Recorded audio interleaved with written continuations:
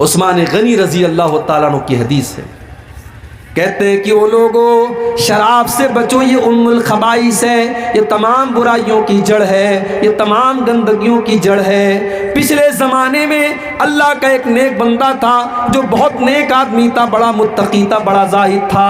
ایک فاحشہ عورت نے، ایک بدچلن عورت نے اللہ کے اس نیک بندے کو اپنے جال میں پھنسانے کے لیے ایک سازش چلی، ایک چال چلی۔ اس نے اپنی ایک لونڈی کو بھیجا، لونڈی آئی، کہنے لگی حضرت میری ملکہ نے آپ کو بلایا ہے، کوئی مسئلہ آ گیا ہے، کوئی معاملہ آ گیا، آپ کو گواہی دینا ہے۔ حضرت بیچارے سیدھے سادے تھے، وہ فوراً چلنے لگی اس عورت کے ساتھ۔ سنن نسائی کی روایت ہے، اللہ کا وہ نیک بندہ جب اس لونڈی کے ساتھ چلنے لگا، جانے لگا، جب وہ گھر کے اندر داخل ہوئی، اس نے گھر کے اندر جاتے ہی دروازہ بند کر دیا، اور اندر گئی ایک اور دروازہ بند کر لیا، اور اندر گئی ایک اور دروازہ بند کر لیا۔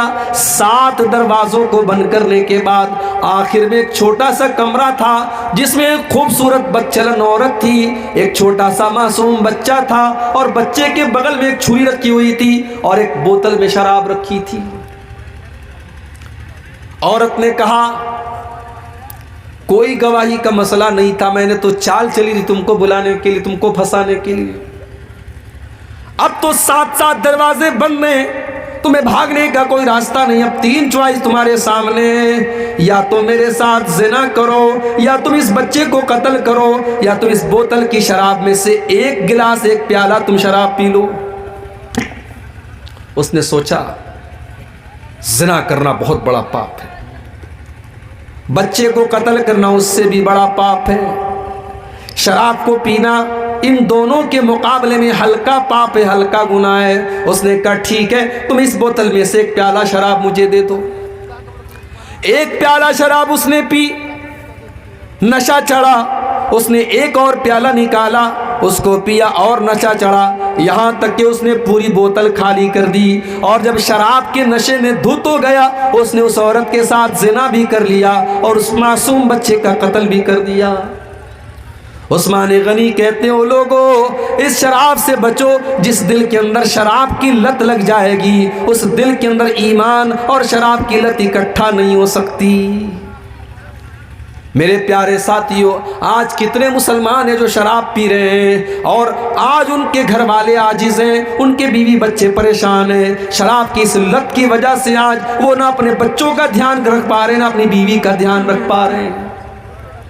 میرا نبی تو ان گندگیوں سے تم کو بچانے آیا تھا، یامرہم بالمعروف، میرا نبی تو تم کو نیکیوں کا حکم دینے کے لیے آئے تھے، وینہاہم عن المنکر، تم کو برائیوں سے روکنے کے لیے آئے تھے۔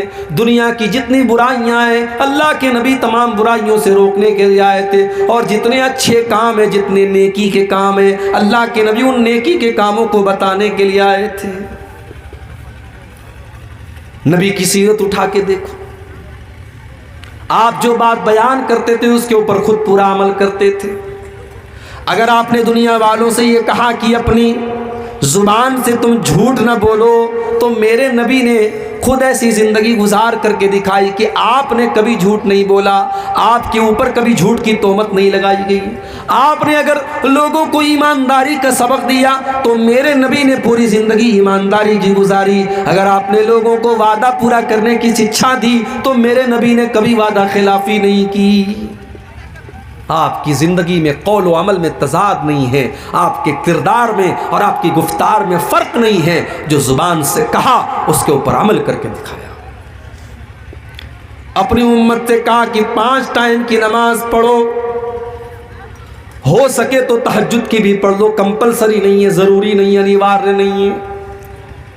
اپنی امت نے کہا کہ 5 ٹائم کی نمازیں پڑھو، اور میرے نبی کا حال یہ تھا کہ رات رات بھر تہجد پڑھا کرتے تھے اور اتنے لمبے لمبے قیام کیا کرتے تھے کہ آپ کے پاؤں میں سوجن آ جایا کرتی تھی۔ اور کبھی اماں عائشہ اگر پوچھ بیٹھتی تھی کہ اے اللہ کے نبی آپ کو اتنی عبادت کرنے کی کیا ضرورت ہے، تو اللہ کے پیارے نبی فرماتے تھے افلا اکون عبدا شکورا، اے عائشہ کیا میں اپنے رب کا شکر گزار بندہ نہ بنوں؟ تو میرا نبی نیکیوں کا حکم دیتا ہے اور برائیوں سے روکتا ہے. وَيُحِلُّ لَهُمُ الطَّيِّبَاتِ، اور میرے نبی تم کو پاک چیزوں کو حلال کرتے ہیں تمہارے لیے. وَيُحَرِّمُ عَلَيْهِمُ الْخَبَائِثَ، اور ناپاک اور گندی چیزوں کو تمہارے لیے حرام کرتے ہیں.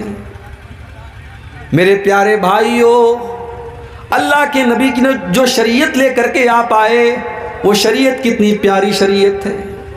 ہم جتنی حلال چیزیں، ہمارے جتنے کھانے کے لائق چیزیں وہ ہم کھا سکتے ہیں، اور جتنی حرام چیزیں وہ ہم کو نہیں کھانا ہے. جانور تو بکرا بھی ہے، بکری بھی ہے، اور جانور کتا بھی ہے. بکرا بکری حلال ہے، کتا حرام ہے.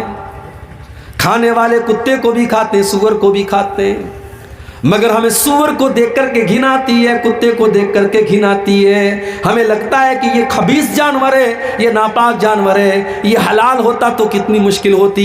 اللہ کے نبی جو شریعت لے کر کے آئے، اس میں کوئی گندی اور خبیث چیز ہمارے لیے حلال نہیں کی گئی، اور کوئی پاک چیز حرام نہیں کی گئی. جتنی پاک چیزیں وہ حلال ہیں، اور جتنی خبیث اور ناپاک چیزیں وہ حرام ہیں.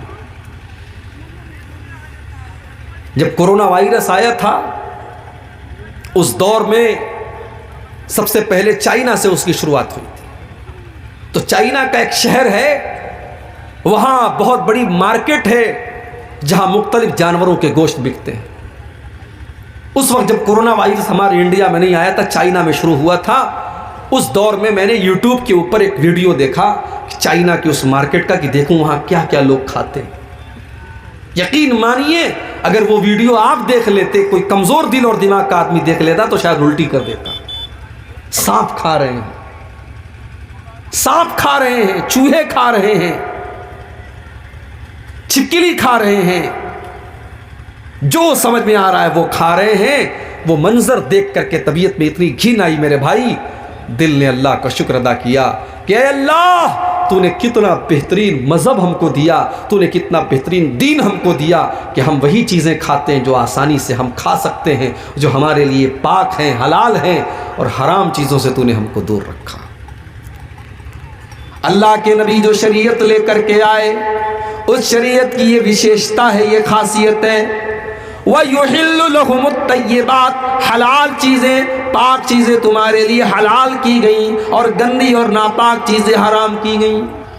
لیکن اب حلال اور حرام کے بیچ میں ایک نیا مسئلہ چلا ہے، مکروہ کا. سگریٹ کیا ہے؟ کچھ لوگ کہتے ہیں مکروہ ہے. مکروہ ہے اسلام میں. مکروہ کس کو کہتے ہیں؟